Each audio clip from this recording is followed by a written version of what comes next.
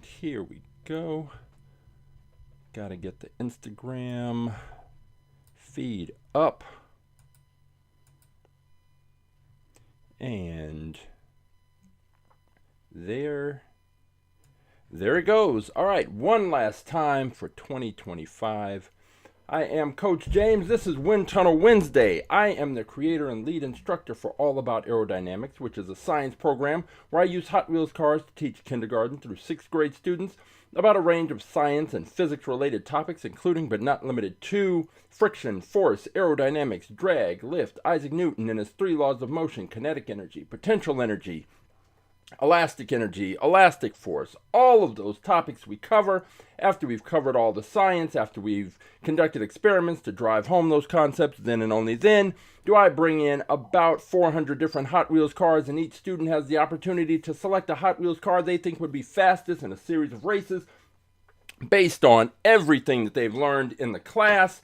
Once they have selected their cars, they weigh their cars, they test the speed of their cars, they check the year the car was manufactured, the materials the car is made from, everything they can observe. They enter that information into a spreadsheet, and once they have documented all of the information about their cars, once they've learned the science, all that's left to do is set up a 1/64th scale quarter-mile drag strip, and the students race their cars, and they observe how their cars performed. Did their cars perform up to or below their expectations? And if they had the opportunity, would they select that same car again? Or would they make a different choice based on everything that they have learned in the course? In the end, we have fun with Hot Wheels cars and we learn science. What could be better? If you would like more information about our science program, all about aerodynamics, all you have to do is go to our website, aerodynamics.com, or you can follow us on Instagram at aerodynamics. But this is Wind Tunnel Wednesday. So Wind Tunnel Wednesday, we take the 1/64th scale wind tunnel, otherwise known as the Windsible, made by Funtech Labs, and we put Hot Wheels cars in there, Matchbox cars. Today, we're going to have a different car outside of those two. We put those cars into the wind tunnel. We turn it on, see how the air flows over, under, and around those cars, and we get an idea about how much drag the cars are likely to, how much drag is likely to impact the cars when they race on the track. When do they race on the track? Every Saturday at 11 a.m. Pacific on YouTube and Twitch. We have live Hot Wheels races. I introduce new cars into our fleet. But wait, there's more. The most important part is that you can participate. All you have to do is go to AtTheTrack.live, and there's going to be 3 options. The option that you're concerned with is the one that says choose your car. If you click on that link, it will take you to this page, and on this page, all of the cars that are currently in the All About Aerodynamics at the Track Live fleet are listed and numbered and ready to be selected. When you select a car, you will automatically be entered into our tournament, and you will get to race your car against the other cars that other viewers picked and the new cars that I introduce into the fleet. At the end of the day, we will have a winner of that tournament, and the winner of that tournament will get a chance to take on our fastest in fleet car. Our fastest in fleet car is and has been for the past few weeks this one, the RD09. I'm gonna say it's been an unexpected it's had an unexpected run, because when I picked the car, I thought it could do well because it has a lot of the aerodynamic properties and qualities that we've seen in cars that have done well on our track. But I was worried about the back end because of those sort of double pointed wings, tips, points at the back of the car.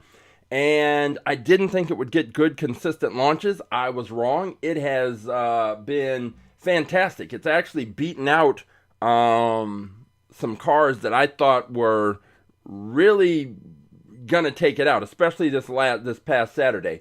If you want to see how it did against our 1,000th car, you can just go to the YouTube channel, check on the live tab, and all of the episodes are listed.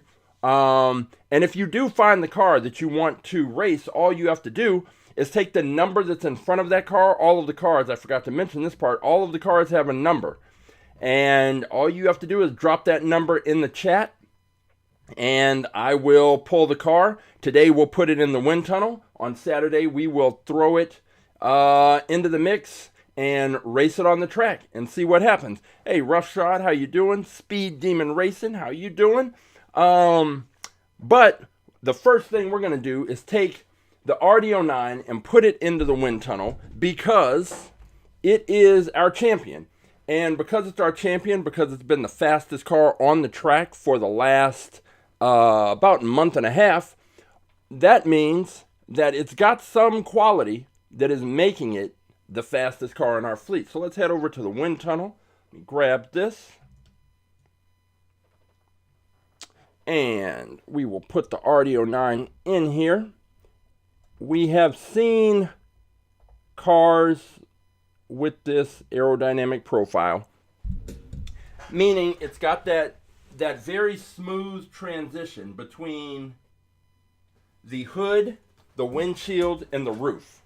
And there is nothing really to obstruct the flow of air as it moves over the top of this car. Most of these cars, as we've discussed before, are flat on the bottom, so that doesn't really matter. They're pretty much all equal in that regard, but we are going to fire up the wind tunnel.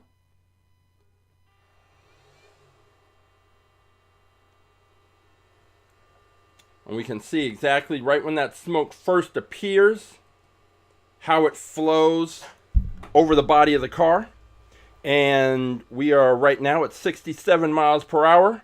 Going to push this up a little bit, up to 80. Let's go ahead and jump on up to 121 miles per hour.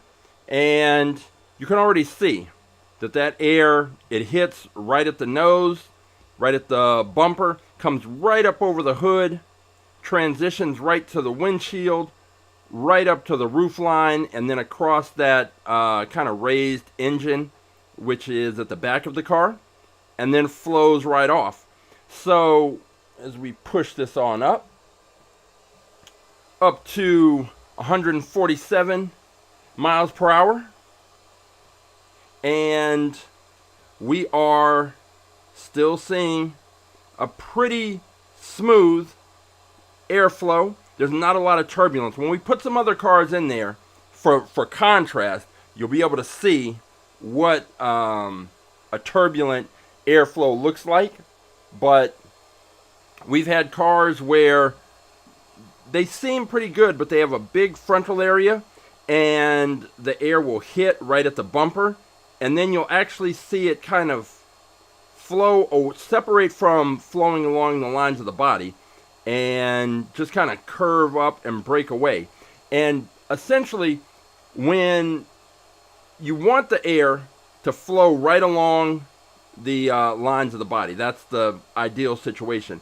When the air starts to break away and there's turbulence, then you're going to get changes in pressure that are going to increase drag, and it's going to work against the car's forward momentum. And on the track, that's what you do not want, because if you want the car to keep up that momentum, I'm going to push this up to 174 miles per hour. You want the car to keep up that forward momentum, and having a bad aerodynamic profile, a lot of drag, is not going to work out well if that is the car that you have. But this one, just like the Blitz Speeder, just like the Solar Reflex, just like the Slide Kick, the Gazella R, we're up to 188 miles per hour. There's nothing disrupting the airflow right across the top. So the car that is able to reduce the impact of drag, which is going to be the most significant force, especially as objects move through the air. The faster they move, the more drag has an impact. So there's drag, there's gravity, there's friction. If a car can get a good solid launch and stay straight on the track, it can minimize the impact of friction. And And if it has a great aerodynamic profile, it can reduce the impact of drag. Now, gravity, what we tend to see, because our track is flat, is that cars that are lighter, very light, tend to be impacted by drag. Towards the end, they start to slow down. And usually, heavier cars, being that they're getting the same amount of force as the lighter car they're racing, tend to slow down toward the back end of the track. However, the last 2 weeks, we have seen that trend get totally reversed, because we've had two heavy cars. And by heavy, I mean that usually the cars that we race are between, the sweet spot is between 32 and 36 grams. That's where we've seen the majority of cars that have done well do the best on the track. But the past 2 weeks, we've had cars that are 54, 55 grams, which is massive for our track setup. And shockingly, both of those cars did extremely well and won multiple races, and one even took the tournament, the Lamborghini Veneno. And this past week, we had this car, the John Force Peak Racing NHRA funny car. And this is from a different diecast company and series that's under the Racing Champions Mint banner, and it's some company called Round 2 Corporation. Never heard of them, but the reason I picked this up was because this car has plastic wheels. It's a premium car, definitely, with a premium price tag, but it has plastic wheels, and that's something that a lot of the Hot Wheels premium cars don't have. So we took this one, but it's all metal, and it is heavy. It came in at about 54.5 grams, but it was fast down the track. So it seemed to take actual advantage of the aerodynamics of these NHRA funny cars in a way that the Hot Wheels versions don't, because we've raced Hot Wheels funny cars, and specifically the NHRA Hot Wheels funny cars, they don't do anything on the track. They perform very poorly. This one, absolute opposite. So we're going to go ahead and put this one into the wind tunnel and see what we see. And I don't think with this one, I don't think we're going to need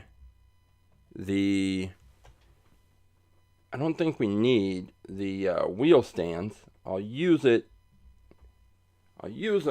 anyway, just for we'll use it first, and then I'll see if we might be able to get rid of them, because this car is heavy, and that's usually the issue, is that the heavier cars are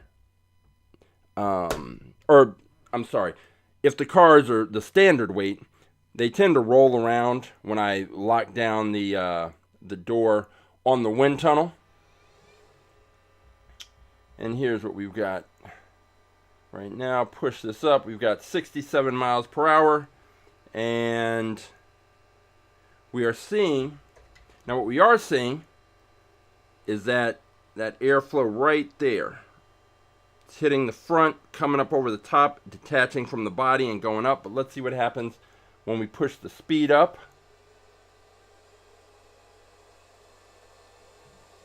Up to 134 miles per hour.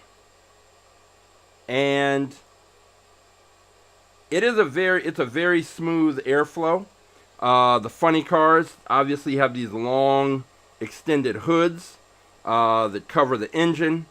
The driver's canopy is toward the back.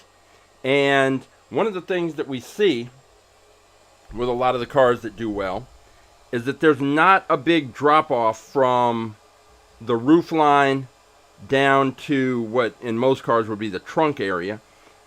But this one, the roof there's a little bit of a slope, but then it heads right into these multiple fins that are, I don't want to say they're wings necessarily, because they're not really connected. They stick up more like tail fins. And let's go ahead and push this up to 161.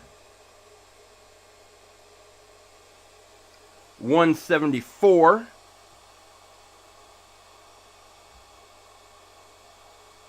And this car also had these very small disc wheels in the front. With funny cars, they have the huge racing slicks in the back and then smaller tires at the front. But the disc wheels that were on this car were even smaller than the ones that are on most Hot Wheels cars.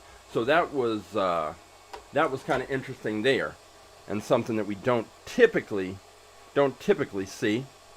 I'm going to push this up to 188.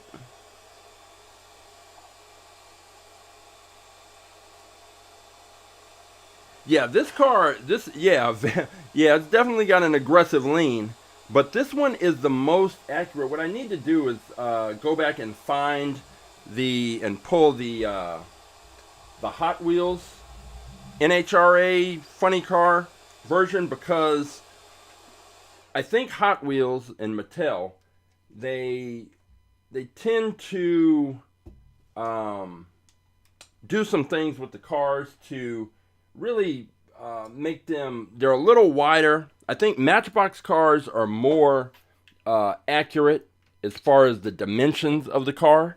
Hot Wheels tend to kind of exaggerate the stances and the width, and there's got to be a difference, because this car, as heavy as it is, was able to win races on the track and be fast in a way that the Hot Wheels drag cars and equally heavy Hot Wheels cars typically aren't. But that is that's what we saw from the NHRA John Force Peak funny car. And then we also had our 1000th car, which was this one, the Flash character car, DC character car. And this was interesting because I picked this one specifically because, just like all the other cars that had done very, very well in the past, there was nothing up top to obstruct the airflow. And if it, thinking about the slide kick, the Formula Solar, nothing up top. The air should just flow right over the top. This car did make it to the finals against the RD09, where it lost. But these two, similarly, it has 2 points at the back end of the car. They're a little more narrow than the RD09, so I think that, at least I thought, that would give it a better shot at a good, solid launch. And the races were close-ish, but the RD09 definitely took it. Plus, I like the fact that this car had this design, but also had the standard Hot Wheels wheels and didn't have the smaller disc wheels, even though we've seen cars with those disc wheels do well. So let's go ahead and throw this one into the wind tunnel, see what the Flash has going on, and what we can see out of this one, our 1000th car. We have 1000 cars in the fleet available to choose from, although I haven't put the latest cars in there, so it's going to say 990 something, but you get the idea. We've got the cars, and we will be adding more in 2026. We actually were ahead of schedule. I didn't think we were going to get to our 1000th car until the beginning of the year, but here we are. So let's get this right there. All right, let's see what this Flash car. This should be interesting because there's absolutely nothing. That air should just flow right over this thing. See what happens. Yep. 67 miles per hour. Our cruising speed. You can already see that the air that is hitting right at the front of the car is coming right up over the top. Some's going beneath, but we're more concerned with the top because all the other cars are flat on the bottom, so that much is equal. It's what's happening up top that's going to make the difference. So now we're up to 134 miles per hour. And that air, it's coming off the top. I mean, the air that is hitting at the bumper, coming up over the top, it's still flowing along the body of the car. And as we push this up, I think it'll be a little more clear. We're up to 161 miles per hour. And there's just nothing to obstruct the airflow and create additional drag.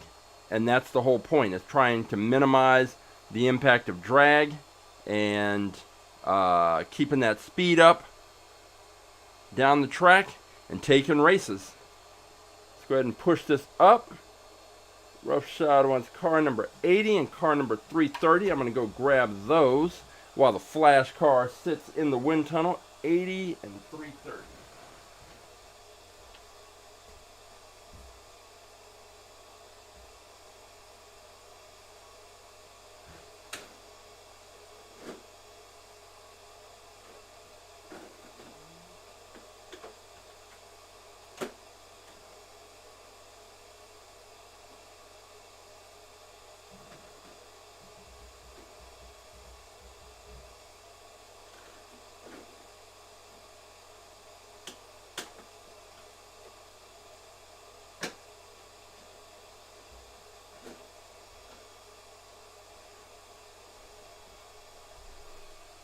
All right, so this flash car, can see, got it up to 174 miles per hour, but it was very clear why it did as well as it did on the track. It took the tournament, it just couldn't beat the RD09, so it made a good showing for itself, and we have a couple of cars that Roughshode's considering, but one thing that's probably going to change your mind is I just checked this Aston Martin, and the Aston Martin is a premium car that has real riders. I don't know how that snuck into the fleet, but I guess it was in there before I was really at 330.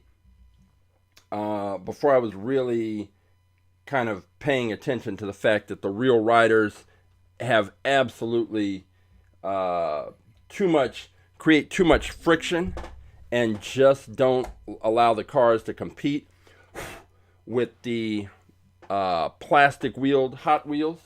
So you can give it a shot. We haven't actually put a car with real riders on the track in a while. I think the last one was probably that Matrix, the Lincoln Continental from the Matrix, which didn't make it down the track, but that was also a bigger car. But it's the last one that I remember that had the real riders. But the other one that he's considering is this one, this Hot Wheels Pursuit, this kind of sport wagon situation here. So let's go ahead and put that one in the wind tunnel first, and we'll see what it looks like as far as the aerodynamic profile. And switch on over here. Drop this in. And all right, make sure this is all lined up right. It is. Lock this down. And see when it first appears, we'll see how it's flowing over the. Okay, I like that. That's a good good airflow right there, at least initially. Let's go ahead and turn the speed up. 107 miles per hour. 121. Now this car, it does have a bigger frontal area, but the airflow is still pretty decent. You can see a little bit of the air that's coming up over the top is breaking away. You can see it right there, which is not ideal, but it's kind of, you would expect a little bit of that with a more traditional car, which this is. And we're up to 147 miles per hour.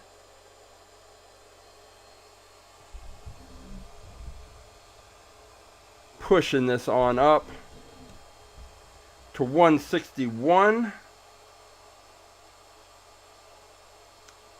And yeah, the airflow is not, so it's good. I think it's good enough that it can and could and should be able to compete with, the average car that races on the track. If it makes it beyond that point and starts racing against some of the other cars that are have a better aerodynamic profile, like the RD09, cars similar to the Flash, things like that, then it might have some trouble. But we did see that Mercedes-Benz 500e do well, and that car was probably the boxiest car that we have seen on the track, and it did well. It was only champion for a week or two, but nevertheless, it made it. So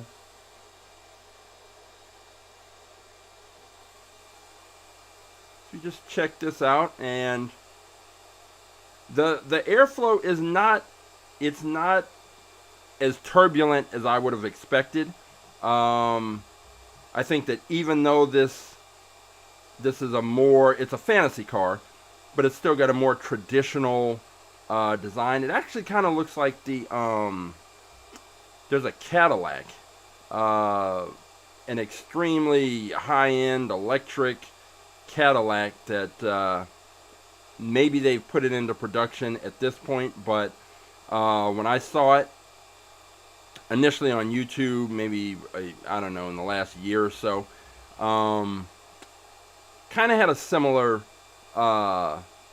feel to this one, and maybe this one will outperform the sort of initial expectations. But there it is at 188 miles per hour. It's pretty solid. I'm not really mad at that car. So that one is I didn't even check the name. I think it's something Pursuit. But that is one here. Let me see what it's called. It is listed as the Hot Wheels Pursuit. So there's that.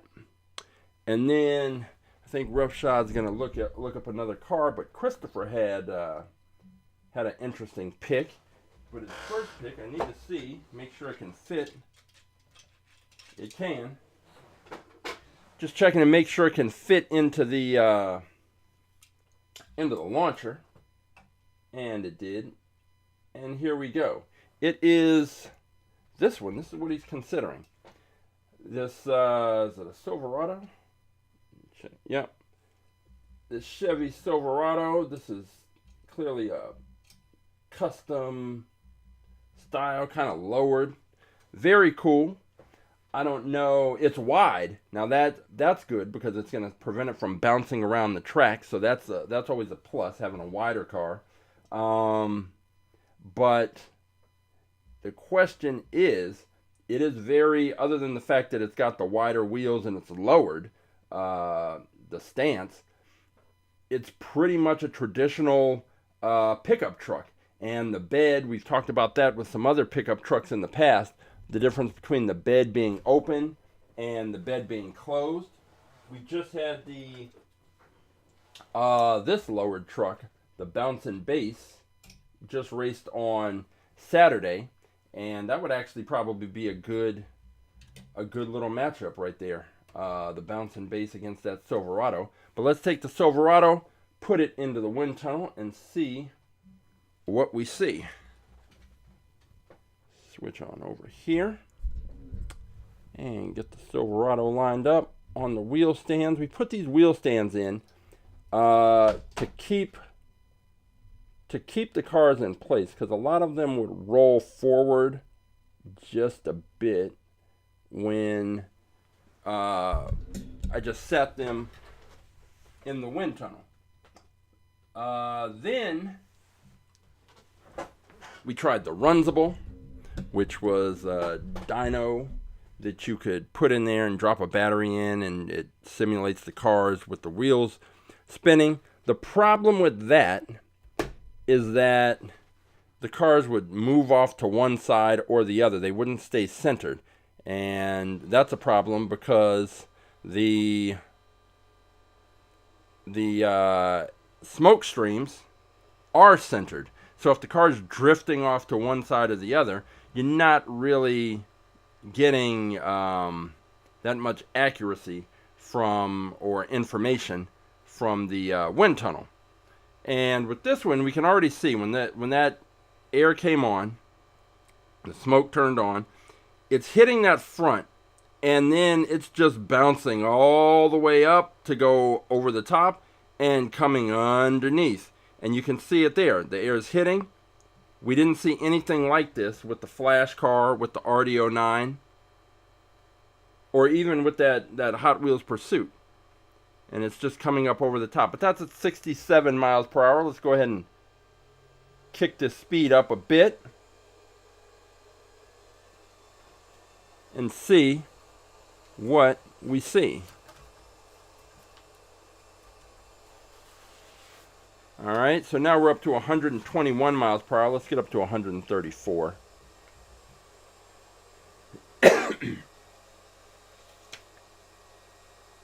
And it's still a lot of the same. There's just that big frontal area. The air is hitting there and being deflected up over the top. It's not necessarily following and flowing along the body lines in the way that it would need to in order to improve the aerodynamic profile of this car. Push this up a little more.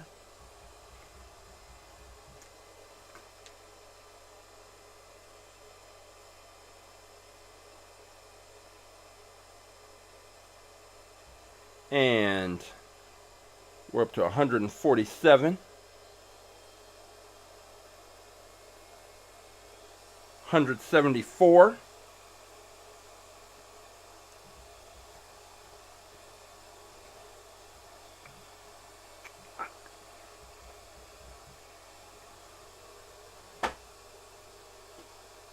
And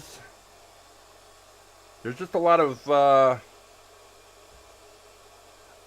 drag happening. I mean, this is just, when you have a car that has a huge frontal area, we're up to 188 miles per hour, you're seeing that the air has to go somewhere.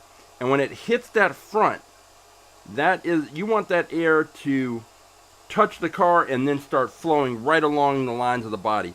When it hits this front, that is going to serve to slow the car down. And then the air's peeling up. So you have that initial high pressure build up right here in the front. And then as soon as the air kind of breaks away from the body of the car and all that turbulence increasing the drag, you're going to have areas of lower pressure, and it's just going to work against the car's forward momentum because the pressure is trying to move from areas of high pressure to areas of low pressure, which is front to back in this case. Meanwhile, the car is trying to move the opposite direction, and so it will work to slow the car down. And cars that can minimize the impact of drag, like I said before, are the cars that are going to perform better on the track. So, alright, let me grab car number 170, which is the other one Roughshod is considering. As we look at the Chevy Silverado in the wind tunnel, that was one of Christopher's picks.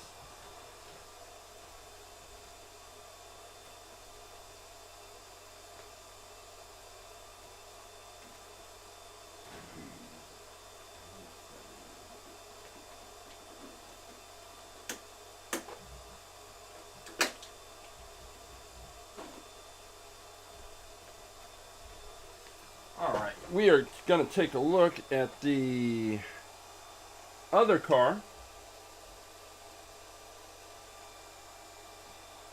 that Roughshod is considering. Slow this down. Dropping it off. He is looking at this one, the Monty Racer.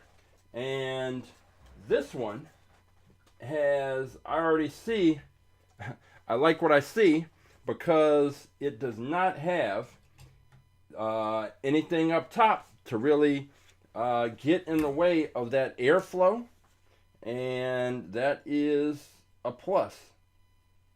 So we're going to pop it in to the wind tunnel and see what we see. Let's go ahead and flip this back over here. Take the Silverado out. Oh, interesting. I just noticed, so the Silverado also has no windows. So air was definitely getting inside there because when I blew the smoke out of the way, some came from inside the cab. So just another thing to consider. Now with this one, it's interesting because there's nothing up top, just like the Flash car, but it does have this little driver's canopy right here. Well, there's no canopy, the little driver's area. It is only on the left side of the car, so you can kind of take a look there at the setup. So that's a little interesting bit about the Monty Racer. But let's go ahead and fire up the wind tunnel, see what we see. At 67 miles per hour. A lot like the Flash car, where the air is just flowing right over the top. But let's go ahead and push the speed up, see if we can get a clearer picture of what's happening in here.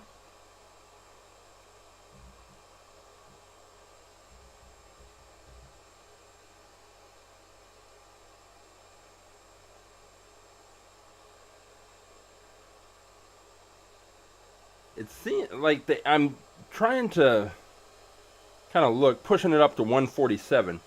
It just seems to me like the airflow is a little more turbulent in this area than what we saw with the Flash car, or what we saw with the RD09, or even with the NHRA funny car. And so that air is definitely hitting the front, coming up over the top, but I'm just trying to see, because I see that there are these ripples that kind of come as the air flows out, but we're not seeing it here. We're not seeing the real shaking and disruption in these airstreams until after the air is striking the car. And it's just, let me push this up. Push the speed up a bit to 174.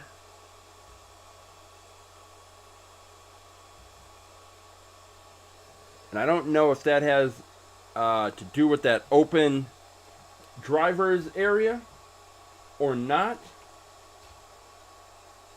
Let's go ahead and take a look up top.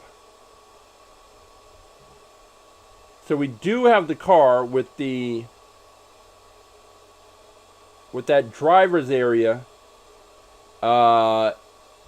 involved, like in the wind flow, or in the in the line of flow of the smoke. So what I'm going to try and do, I'm going to move the car over. I'm going to move it over so that the driver's area is not impacted. And then what I want to see is whether or not that airflow smooths out. So I'm going to slide the car this way towards us, get it just offline. And so now the air should be hitting the right side that doesn't have the driver's canopy open. So it's just kind of flat. So what I think should happen is that we should see a smoother airflow. It may not matter because the width of the smoke streams may still be striking, or still impacted by that open section. So let's see. We're up to 107 miles per hour. Not seeing a whole lot of difference. 134 miles per hour. And the Windsible shuts off. But we're not done yet. So let's go ahead and fire this thing back up. But at least initially when we went through, I didn't see anything so significant to make me think, oh, okay, that driver's side, that's what makes the difference. But I'm going to push the speed up. See.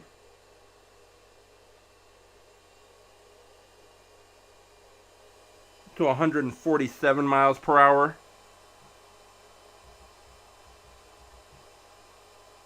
And just all that fluttering of the airflow, like right in here, is what's making me kind of think that, I don't know, this will be an interesting pick if this is the one that Roughshod goes with, because I'll push the speed up. We're up to 174 miles per hour. And yeah, I just think that this air is hitting the front, it's coming up, and I think more air is pulling up and not necessarily following along the body, the lines of the body. But that still doesn't mean that this car is going to be severely impacted by the drag. It might matter if it gets down against the RD09, like those little differences may matter. But this is not a terrible aerodynamic profile. It's just, seeing some things that are making me ask some questions. But when I look all the way at the top, the airflow that's not necessarily impacted, it's still, I see the same kind of rippling effect at the top. So maybe that's all we're seeing here, and it's not anything to be concerned about. But I just point out that we didn't see it with the Flash car. We didn't see it with the John Force NHRA funny car. And we definitely didn't see it with the RD09. So it's this will be an interesting pick if this is the one that Roughshod chooses to go with. And we have one more we're going to drop in. Christopher was considering a more traditional pick. It is traditional for our track, the Lamborghini Gallardo LP 570-R Superleggera. And here it is. Wedge shaped Lamborghini. And we just had the very heavy Lamborghini Veneno do extraordinarily well on our track. a couple of weeks ago. And so let's see what this Lamborghini looks like in the wind tunnel. Now, just picking it up, it is very light, and that may or may not make a difference. Depending on how light it is, it probably will make a difference. But for right now, we're pretty good, pretty standard Lamborghini. I expect what we see usually with the Lamborghinis is that airflow kind of breaks away right in this area, but the slope is not so great, so usually it's not as big of a problem for these cars as it is for some others. See when that air, yep, and there it goes. You can see it breaking away right at the back of the roof line. And we're at 67 miles per hour, cruising speed. Let's go ahead and fire this up. 134. Roughshode's going with the Monte Racer. So that is going to have that car right there ready to go. That is his pick. I like that. And we will see what it does. All right, this Lamborghini. 161. Lamborghinis are always safe picks. Usually not, well, a lot of the times it's the fantasy cars that are the ones that end up being the fastest on the track. And there's a lot of reasons for that, and the fantasy cars have a lot of unusual shapes and styles and little added on pieces that aren't on traditional cars. And so it makes them a little harder to judge and determine which how they're going to perform on the track. Whereas with a Lamborghini, other than considering the weight, we get pretty consistent performances from those cars. We're up to 188 miles per hour. Airflow is breaking away, but not in such a significant way that I would worry about this car if that's the one that Christopher ultimately ends up picking. It's, like I said, it felt light. We won't know. We weigh the cars on Saturday before the races, so we don't know exactly what it weighs, but we've already shown that we've had cars in the 50s that have done well. I can't think of the lightest car that we've had that's done well. So it is this one, the Lamborghini. And up to 201 miles per hour. And we're seeing what we're seeing. And see, so even when I look here at this airflow, it's not as turbulent right here as what we saw with that Monte Racer, which makes me think that there had to be a little something going on. Like there's still a little bit of kind of wavering that you see, and as the airflow hits the car, all of these lines kind of pitch up just a little bit. There's a slight curve right here. But this is what you get. Yeah, you can, yeah, the safe picks just aren't the they are what they are. The same thing in everything. You pick the safe pick, you get a safe result. But when you have cars that are coming out of like nowhere, like the Dogfighter was probably the biggest surprise of 2025, when it took out the Blitz Speeder. There was the Super Stinger. We now have the RD09. The cars that were left the biggest impression in 2025 were the cars that going in I didn't think much of, and that's why I enjoy racing these cars, because I've seen thousands of races, and looking at the cars, I can get an idea about how the car performs. The wind tunnel helps give us even better more information to kind of make our guesses. But until those cars hit the track, until they cross that finish line, you just never know. And it is one of the reasons why I keep buying Hot Wheels cars, why I keep adding to the fleet, and keep coming up here week after week to race the Hot Wheels cars. That is just what it is. I was on our website, Aerodynamics, in the About section. There's a picture on there of me. I think I'm about maybe 8, and I have the Hot Wheels Stow and Go Raceway, which was a little box that had a track that extended out about 6 or 7 feet, and you put the cars in there, and boom, you race them, and it's a drag race. And that was one of my favorite toys growing up. And this track that we have now is like the supersized version of that, and I still enjoy racing the cars just as much. And now I have even more cars to choose from. You have cars to choose from. Just go to AtTheTrack.live, select the choose your car option, scroll through, got a few days, look at the cars. You've seen some of the cars that are going to be racing, and I'm going to introduce some new cars.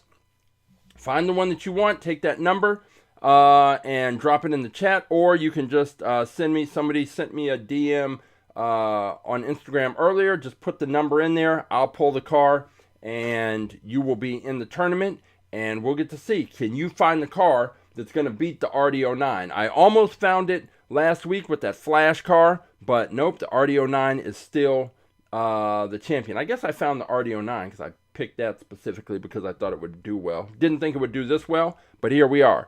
So this is it. This is the last go round in the wind tunnel for 2025. 2026, we are going to be back. More cars, more aerodynamics, more races. Appreciate everyone, Roughshod, Virgo, Christopher, Neverending, people who are watching and don't join the chat, people who watch after the fact and send messages and have questions. Everybody, thank you for the support, and thank you for your interest in Hot Wheels. We're going to be back on Saturday. New year, new races, and new cars. So until then, everybody have a happy new year, and see you at the races.